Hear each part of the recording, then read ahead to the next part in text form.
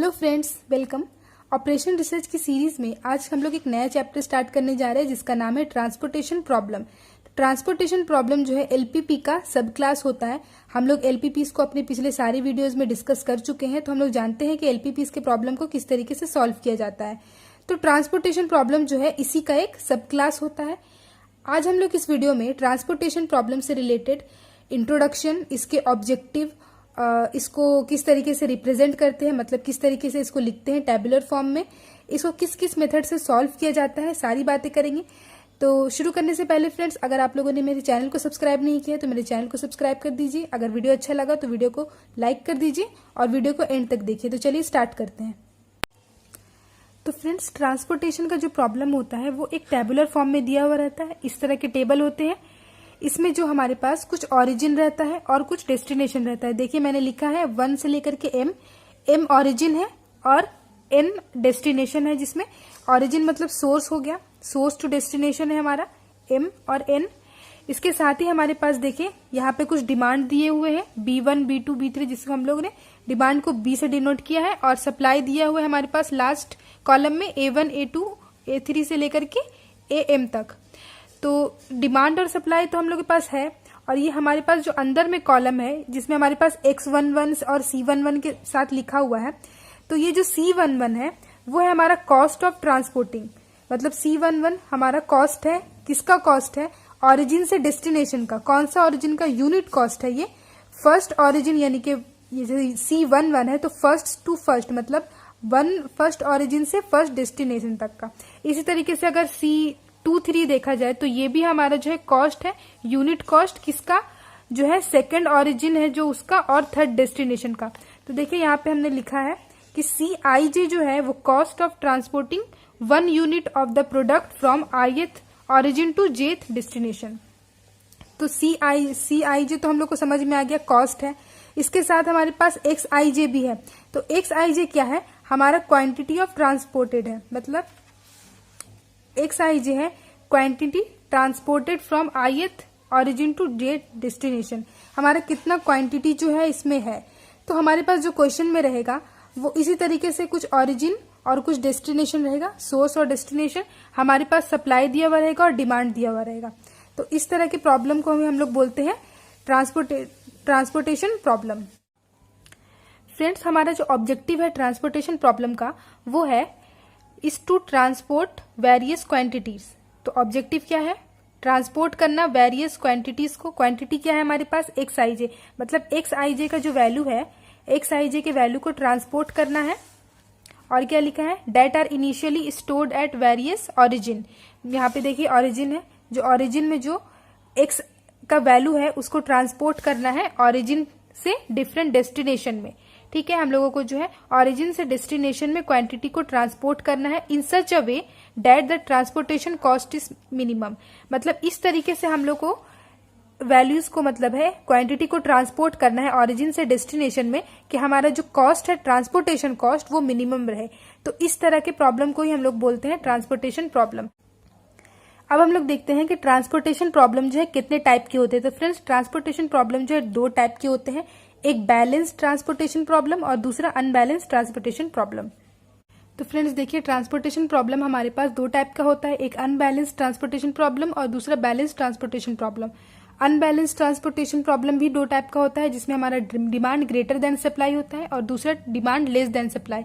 और बैलेंस मतलब demand equal to supply. तो डिमांड इक्वल टू सप्लाई, इसका मतलब देखिए हमारे पास जो डिमांड है B1 से लेकर के BN तक, और जो सप्लाई है हमारा A1 से लेकर के AM तक। तो हमारे पास सप्लाई का मतलब समेशन करेंगे तो sigma AI equal to demand मतलब सिग्मा BJ। तो दोनों इक्वल हो जाएगा, तो उसको हम लोग बोलेंगे balance transportation problem.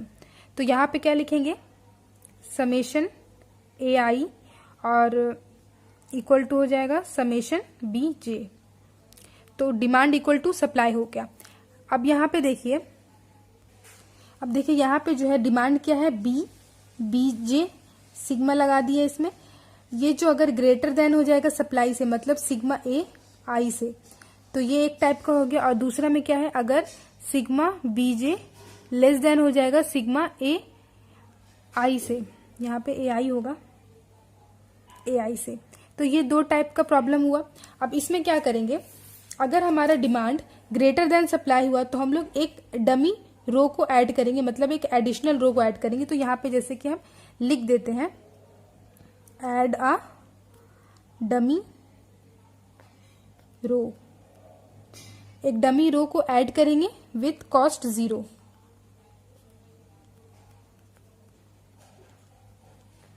And supply यानी कि कैपेसिटी जो होगा उसका, सप्लाई यानी कि कैपेसिटी इक्वल टू हो जाएगा, equals to demand minus supply, क्योंकि डिमांड हमारा ज्यादा है, डिमांड ग्रेटर देन है, तो डिमांड माइनस सप्लाई।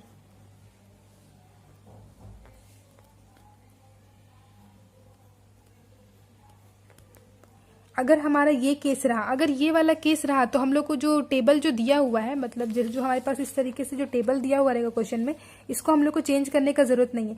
आप लोग याद कीजिए, हम लोग एलपीपी में जब सॉल्व करते थे तो हम लोग उसको जनरल फॉर्म से स्टैंडर्ड फॉर्म में कन्वर्ट करते थे, हम लोग डायरेक्ट जनरल फॉर्म से सॉल्व नहीं करते थे। तो ट्रांसपोर्टेशन प्रॉब्लम में भी जो भी हमारे पास टेबुलर फॉर्म दिया हुआ रहेगा उसको हम लोग हमेशा डिमांड और सप्लाई को इक्वल टू करेंगे, तभी सॉल्व करेंगे। मतलब अगर हमारे पास अनबैलेंस्ड ट्रांसपोर्टेशन प्रॉब्लम दिया हुआ भी रहे तो भी पहले हम लोग उसको बैलेंस्ड में कन्वर्ट करेंगे, उसके बाद हम लोग सॉल्व करेंगे। तो अगर बैलेंस है तो कोई दिक्कत नहीं है, लेकिन अगर अनबैलेंस है तो हम लोग क्या करेंगे, अगर हम लोग देखेंगे कौन सा बड़ा है। अगर डिमांड ग्रेटर देन रहेगा तो हम लोग एक डमी रो को ऐड कर देंगे जिसका कॉस्ट जो रहेगा 0 रहेगा, मतलब सारे में 0 0 रहेगा। और उसके सप्लाई के जो हम लोग कॉलम में, उसमें हम लोग क्या करेंगे, डिमांड माइनस सप्लाई को लिखेंगे। इसके बाद है डिमांड लेस देन सप्लाई। अगर डिमांड लेस देन सप्लाई रहेगा तो हम लोग क्या करेंगे, एक डमी कॉलम को ऐड करेंगे। तो यहां लिख देते हैं add a dummy column. Dummy column मतलब एक एडिशनल कॉलम हुआ, उसको ऐड करेंगे विथ कॉस्ट 0 एंड यहां पे क्या होगा, डिमांड इक्वल्स टू क्या होगा, यहाँ पे डिमांड जो है लेस देन सप्लाई है तो यहाँ पे होगा सप्लाई माइनस डिमांड। तो अगर अनबैलेंस ट्रांसपोर्टेशन प्रॉब्लम रहा तो इन दोनों में से कोई एक ना एक तो केस होगा ही, या तो डिमांड बड़ा होगा या तो सप्लाई बड़ा होगा। तो अगर डिमांड बड़ा रहा तो ऐड करेंगे एक रो को, और अगर सप्लाई बड़ा रहा तो हम लोग एक डमी कॉलम को ऐड करेंगे जिसका कॉस्ट जो है 0 रहेगा। और हम लोग इसी तरीके से सप्लाई के कॉलम में यहाँ पे डिमांड माइनस सप्लाई लिखेंगे, और इधर इसमें अगर हम लोग, क्योंकि हम लोग सप्लाई मतलब हम लोग क्या कर रहे हैं, कॉलम को ऐड कर रहे हैं, तो उसमें हम लोग सप्लाई माइनस डिमांड कर देंगे डिमांड में। तो एक देख लेते हैं इसको। तो फ्रेंड्स देखिए, हमारे पास जो है अब ये ट्रांसपोर्टेशन टेबल दिया हुआ है जिसमें हम लोग अब देखेंगे डिमांड और सप्लाई क्या है। तो देखिए इस वाले टेबल में हम लोग अगर डिमांड निकालें तो हम लोग डिमांड को सबको ऐड करेंगे, 5 10 प्लस 50 प्लस 30 प्लस 20। तो ये आ जाएगा हमारा डिमांड जो है 110। और इस तरीके से हम लोग सप्लाई को सबको ऐड करेंगे तो सप्लाई आएगा हम लोगों के पास 30 प्लस 40 प्लस 20 प्लस 10, ये आएगा हमारे पास 100। तो देखिए हमारे पास डिमांड जो है 110 है और सप्लाई जो है 100 है। इसका मतलब डिमांड जो है ग्रेटर देन सप्लाई है। तो हम लोग क्या करना पड़ेगा, add a dummy row with cost 0। तो देखिए हमने क्या किया, हमने एक रो को ऐड किया है जो हमारे पास जैसे टेबल दिया हुआ था उसी तरीके से ये टेबल है, सप्लाई का कॉलम मतलब यहाँ पर है, और हमारे पास डिमांड का रो जो है एक नीचे आ गया क्योंकि हम लोगों को एक डमी रो ऐड करना है। तो ये मान लीजिए O4 तक था, तो O5 हमने एक डमी रो ऐड किया, और हमने जैसे यहाँ पे लिखा था विथ कॉस्ट 0, तो यहाँ पे अब हम लोग लिख देंगे O5 में सारा 0। तो ये सारा इसका कॉस्ट जो है 0 हो जाएगा। तो देखिए O5 में हमने सारा 0 कर दिया है। इसके बाद हम लोग क्या करेंगे, सप्लाई लिखेंगे जैसे हमारे पास है 30 40 20 और 10, और डिमांड भी लिख देंगे हमारे पास 10 50 30 और 20। अब हम लोग के पास देखिए हमने D4 तक का तो अपना डिमांड को फिलअप कर दिया है, और सप्लाई में देखिए हमारा ये वाला जो है एक बच गया है। हम लोग इसको कैसे फिलअप करेंगे, तो यहाँ पे हमने लिखा हुआ है देखिए with cost 0 and supply equals to demand minus supply. इसका मतलब सप्लाई इक्वल्स टू क्या होगा, डिमांड माइनस सप्लाई। डिमांड है हमारे पास 110 और सप्लाई है हमारे पास 100, तो डिमांड माइनस सप्लाई करेंगे तो 10, यहाँ पे हम लोग लिख देंगे 10। इसी तरीके से इस टेबल के लिए भी हम लोग देखेंगे। यहाँ पे देखिए हमारे पास टोटल डिमांड कितना है, 10 + 20 + 30 + 40, तो डिमांड है हमारे पास 100। और यहाँ पे देखिए सप्लाई है हमारे पास 50 + 20 + 10 + 30, तो ये सप्लाई है हमारे पास 110। तो अब देखिए हमारे पास सप्लाई ग्रेटर देन डिमांड है, तो हमारे पास ये वाला केस आया, मतलब डिमांड लेस देन सप्लाई वाला केस। तो क्या करना है हम लोग को एक डमी कॉलम को ऐड करना है। तो देखिए हमारे पास D4 तक का कॉलम था, हमने एक और कॉलम को यहाँ पे ऐड कर लिया है और सप्लाई का कॉलम उसके बाद दिया है। तो यहाँ पे हम लोग इसको लिख देंगे D5, और हम लोग को जानते हैं कॉस्ट 0 देना है, तो सारा में कॉस्ट 0 दे दिए। इसके बाद हम लोग डिमांड और सप्लाई जैसे दिया हुआ है उसको लिख देंगे, यानी कि 10, 20, 30 और 40 है। और इसके बाद इधर में है हमारे पास 50, 20, 10 और 30।